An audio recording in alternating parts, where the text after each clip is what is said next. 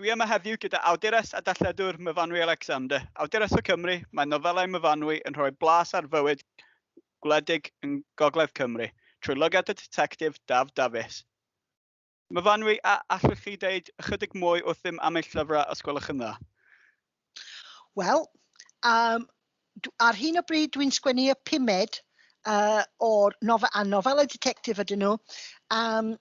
Dwi'n byw yn, wel, sy'n ni'n deud Gogledd Cymru, ond y dde o Gogledd Cymru, neu Gogledd o'r canolbarth bosib. Ac does dim llawer o straeon sy'n dod allan o'r ardal yma, bod mae yn ardal arbennig. So dwi wedi creu detectif sy'n efo gwreiddiau ddwfn, sy'n datrys y bob un problem, ond erbyn hyn, mae'r ardal Llanfacranian yn chydig bach yn debyg i Midsummer, achos mae gymaint o bobl yn cael eu lladd yma. So mae yn y lle mwyaf peryglus i fyw. A mae'r straeon i gyd efo cymeriadau hollol ffuglenol, ond leoliadau sy'n bodoli yn y byd go iawn. Diolch yn fawr. Thema sy'n codi tro ar ôl tro yn eich storeuon yw'r unigedd sy'n wynebu llawer o deuluoedd ffermio yng nghymunedau cefn gwlad Cymru, a'r sefyllfa cenedlaethau i ddianc rhag hyn. Ydych chi wedi profi hyn eich hun? Mae'n bosib i teimlo'n unig iawn yn cefn gwlad, bendant. Achos os dwi'n edrych allan trwy ffenest wan, ddim ond defaid dwi'n gallu gweld, ddim bobl o gwbl. Ond mae'r cyferbyniad hefyd yn wir. Dyn ni'n tueddu i bod yn agos at ein gilydd. Dych chi'n sôn am bobl ti di nabod ers dy blentyndod, teuluoedd sydd wastad wedi bod yn agos. Ond dwi yn teimlo hefyd bosib, mae swydd ffermio yn un unig. Achos os wyt ti'n gweithio, deda di hanner ganrif yn ôl, oedd bob fferm efo hanner dozen o bobl yn gweithio yna. A wan, mae'n tueddu bod un person dau bobl bosib. Yeah? So os wyt ti'n treulio diwrnod ar ben dy hun, mae hwn yn bound i swtio rai yn well na rai eraill. Ac dwi'n nabod sawl un sy'n wedi etifeddu ffarm, ond falle o ran natur nhw, fydden nhw'n well off yn swydd dipyn bach mwy cymdeithasol. Ond dyna beth yw'r etifeddiaeth. Diolch yn fawr. So a dwi yn meddwl, mae'n bwnc bwysig achos mae iechyd meddwl bobl yn dipyn o crisis yn cefn gwlad ar hyn o bryd. So dyna reswm dwi'n meddwl mae pwnc werth i trafod. Diolch, a dwi'n gwybod bod ydych chi'n cefnogwr mawr o Young Farmers a falle sy'n neud lot i helpu ffermwyr ifanc. Bendant. Weithiau dwi'n reit flin efo ffordd mae bobl yn trafod ffermwyr ifanc. Wrth gwrs mae'n clwb yfed, ond mae yna llawer mwy na hynny, ac os dwi'n feddwl dros y misoedd anodd sydd wedi bod, mae Mudiad y Ffermwyr Ifanc wedi bod yn un o rai mwyaf flaengar i cefnogi bobl a helpu nhw just byw trwy yr cyfnod rhyfedd yma. Lyfli, diolch yn fawr. Cwestiwn nesaf yw am y prif cymeriad yn y llyfrau, sef y detectif arolygydd Daf Davies. Ydy o yn seliedig ar unrhyw un rydych chi'n nabod? Wel, be sy'n rhyfedd, mae gan pawb rhyw theori amdan Daf. Ac y ffordd dwi'n tueddu i creu bob cymeriad, mae'n bwysig i mi i'r cymeriadau yn teimlo bod maen nhw'n gallu bod yn bobl go iawn. Ond mae braidd yn diflas os dwi just yn gwneud copi o person sy'n byw. So dwi'n rhoi rhinweddau, sgiliau, agweddau, y cynhwysion y cymeriad os lici di, gan sawl un person. Ond, o'n i digwydd cwrdd â hen ffrind, person oedd yn ysgol efo fi, llynedd, sy'n newydd wedi darllen, dwi'n meddwl 2 o lyfrau, un ar ôl tro. Ac oedd hi'n deud, os bysa ti'n dyn, So ti'n debyg iawn I Daf Dafis, ac dwi heb wedi feddwl am hwn o flaen. Dwi'n meddwl mae o'n dipyn bach yn mwy caredig na fi ne, ond dwi'n meddwl mae hwn ydy'r peth agosa, ond mae bob un cymeriad yn cymysgiad o rhinweddau bobl. A weithiau, dwi'n mewn stafell, cymdeithasu neu rhywbeth, a rhywun yn deud rhywbeth, neu yn neud rhywbeth, ac dwi'n deud, mae hwn yn ffantastig, mae rhaid I fi defnyddio hwn, ond ddim yn cymeriad sy'n debyg i'r person, mewn cymeriad hollol wahanol. Diddorol iawn, diolch yn fawr. Yn diweddar, cafodd eich addasiad radio o blydu Eisteddfod glod, a wnaethoch chi'n fwynhau'r proses o addasu'r stori reiddiol, ac y fyddwch chi'n ystyried addasu mwy o llyfrau? Wel, fyddai'n addasu'r gyfan lot os mae rhywun yn rhoi cyfle I mi. Oedd o'n cyfnod anodd I wneud o, achos pan gawson ni'r y cytundeb, oedd hwn cyn Covid. Ac o'n I feddwl beth dyn ni'n mynd I wneud I aros efo'n gilydd wrth y studio am wythnos cyfan, y cast cyfan, cael chydig o hwyl, lot o hen ffrindiau, ond fel y mae, oeddwn ni'n yng nghanol y cyfnod clo. So, oedd rhaid i'r actorion dod I mewn fel anifeiliaid arch Noa, fesel 2. Ond, ac oedd hwn, dwi'n meddwl mae wedi llwyddo, ond oedd o ddim y dull o gweithio hawsach yn y byd. Ond, o ran y sgwennu, oedd o'n dipyn o her I roi llyfr dros 300 tudalennau I mewn I ond 5 pennod chwarter awr. So oedd rhaid I mi colli gymaint o isplotiau a pethau, ac bod y proses yn ddifyr iawn, o'n i'n cydweithio gyda dynes profiadol iawn yn y maes, ac oedd hi'n deud, mae yna dal ry gormod, torri mwy. Ac pan dwi'n mynd nôl wan i'r proses o sgwennu nofel, dwi'n gwerthfawrogi faint mor cyfoethog ydy'r nofel. Ti'n gallu ehangu syniadau. Ond, wrth gwrs, mae yna ddau peth yn just, wel, mae yna crefft wahanol. Ac oedd o'n dda fi, dwi wedi gwneud lot o sgwennu sgriptiau o flaen, a dwi wir wedi mwynhau. A dwi wedi mynd gen belled a roi cynnig I mewn I Radio 4 I addasu nofel arall, un sydd dwi heb wedi sgwennu fy hunan. So mae hwn yn golygu mae rhaid o bod yn proses dwi wedi mwynhau. Mae gen I bysedu croesi I chi am yr un nesaf. Greit, diolch. Awn ni symud ymlaen felly i'r proses o ysgrifennu felly.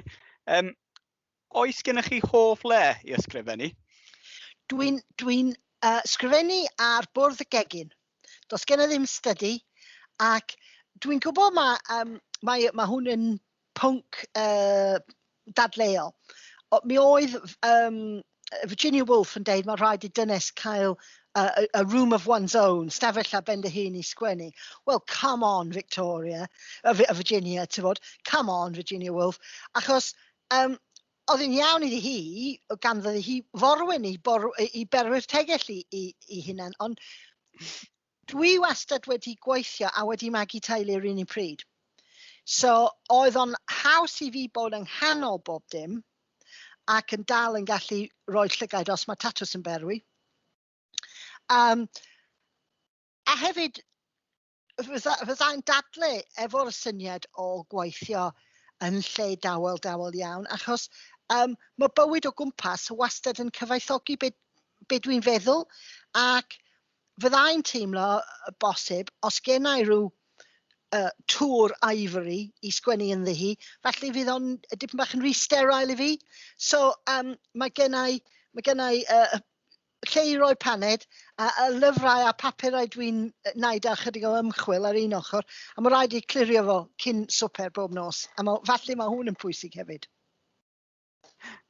Gwych, diolch yn fawr. Ydy'r angerdd am ysgrifennu gennych chi ers erioed, neu ydy o'n peth newydd? Na, ers o'n i'n plentyn bach, dyna'r unig peth o'n i eisiau gwneud. A dwi'n cofio wneud y llyfr cynta, anturiaethau rhyw draig, oedd o'n bita bresyll. Ac wneud bob llun efo felt tip pens a pob peth.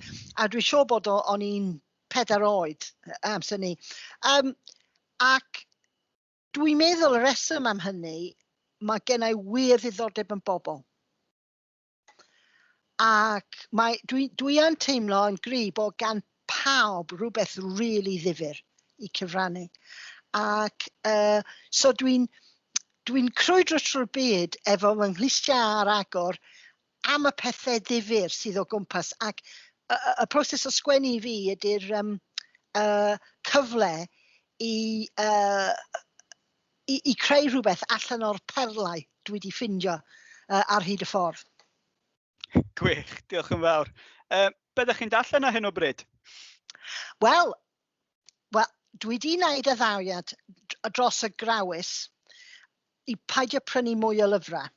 Ond, ges i llyfr i adolygu. A mae y llyfr o'r enw Sea Change gan Alex Nathan. Ac oherwydd bod dwi'n gwneud digwyddiad efo Alex Nathan mis nesaf, maen nhw wedi danfon copi fi, a mae o'n gwych. Pan o'n i'n agor fo, o'n i'n feddwl, gwaith catre, rhaid i fi darllen hwn, a mae o'n stori greit. Mae'n y fath o stori, ti'n sgwennu, ti'n darllen, a wedyn os ti'n sgwennu, ti'n teimlo cenfigenus. Mae hwn yn stori mor dda, a hitha sydd wedi sgwennu fo ddim fi.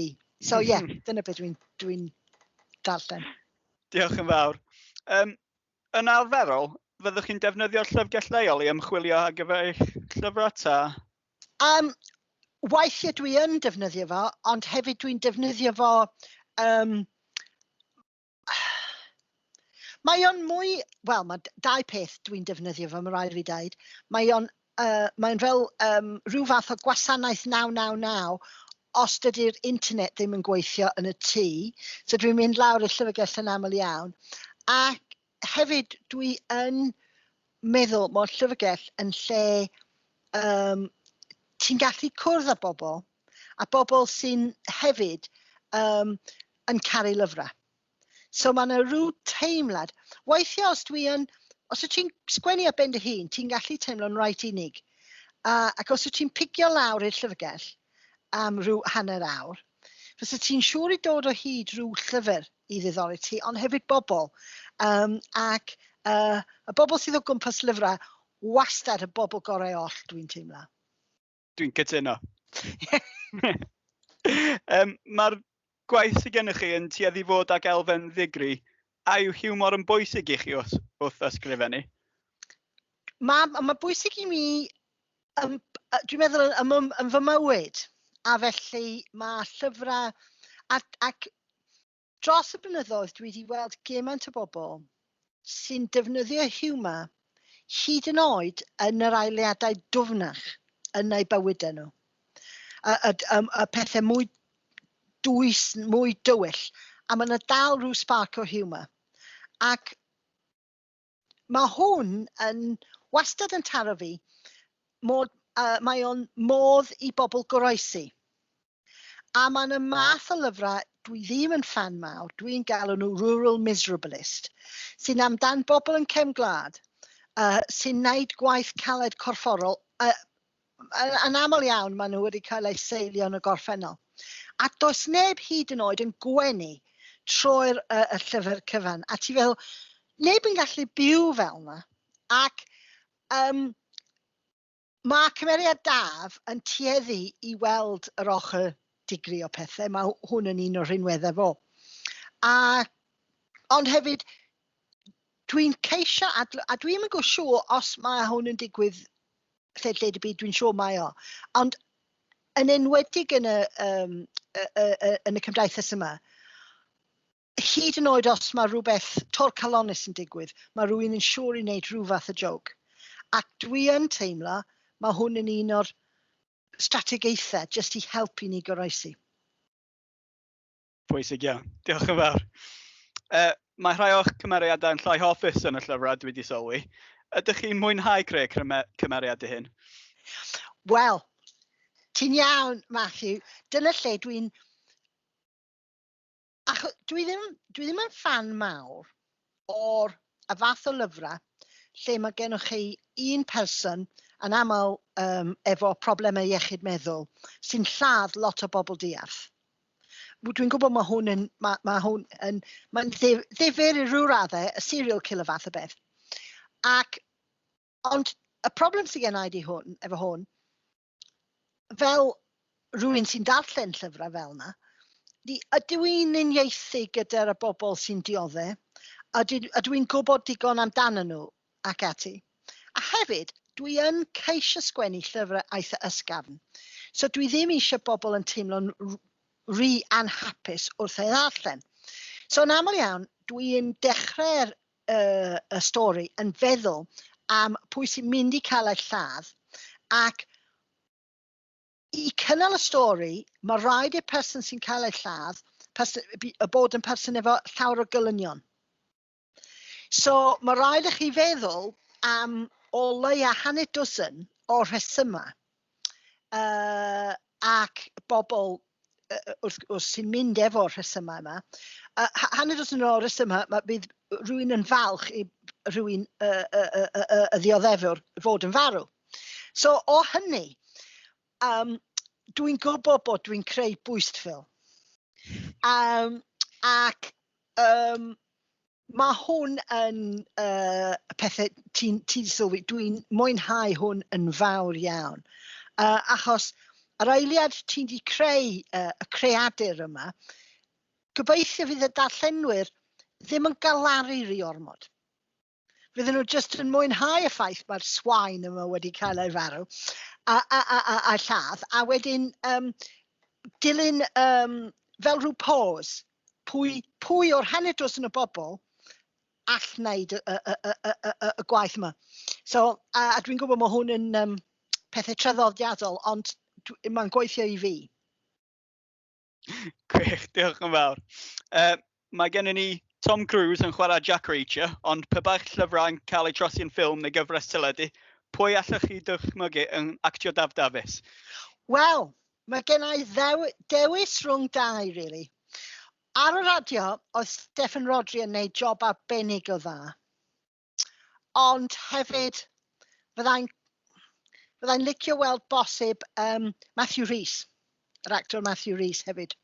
Yn enwedig, achos mae hwn yn peth mwy o Gymreigydd dwi'n gwybod, ond mae gan Matthew Rhys cefnder sydd wedi priodi ferch o ffarm yn Llanfaircyreinion.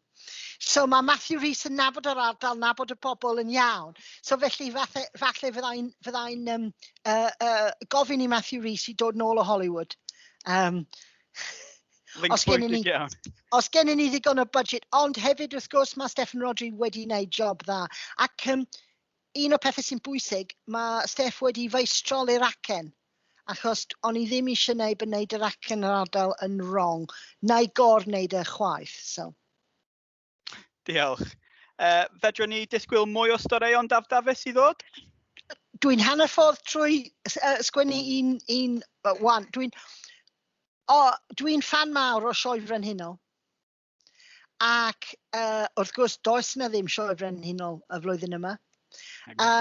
Felly dwi'n sgwennu stori sy'n digwydd yn y Sioe Frenhinol sy'n heb wedi digwydd. So dwi wedi creu sioe fy hunan yn fy mhen i cadw fi'n hapus, a dyna lle mae Daf yma efo y ceffyl sy'n gan ei merch fach, Mali Haf. So mae'r ceffyl sy'n Merlin adran A, o'r enw Tinky Winky. Mae Tinky Winky yn mynd i'r sioe, a mae hwn yn golygu fydd rhaid i Daf treulio'r wythnos, 4-5 diwrnod cyfan, ar ardal Bryn y Cyffyla yn y sioe, ac dwi'n deud siarad o brofiad, mae hwn yn fel Sodom yn Gomorrah, ond efo cyffyla. Mae bob dim yn digwydd a Horse Hill, a felly mae Daf yn mynd i profi dipyn o'r helynt sydd ar gael a Horse Hill. Gwych, dwi'n edrych ymlaen. Diolch yn fawr iawn.